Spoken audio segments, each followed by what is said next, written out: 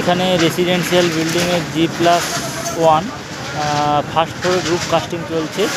এখানে পুরোপুরি SRMB TMT বার ব্যবহার করা হয়েছে, আর সিমেন্ট হিসাবে ব্যবহার করা হচ্ছে অম্বুজার কবচ সিমেন্ট, যেটা পুরোটাই হচ্ছে কম্পোজিশন সিমেন্ট অম্বুজার দিয়ে ব্যবহার করা হচ্ছে। রেসিডেন্সিয়াল বিল্ডিং ফুললি ডবল জালি হিসাবে এখানে কাজ চলছে। এটা তমলুকের কদমবসানের একটা কাজ, পার্টির নাম আকাশ সাহা। এটা আমারই প্ল্যানিং এবং আমার সুপারভিশনের আন্ডারে চলছে।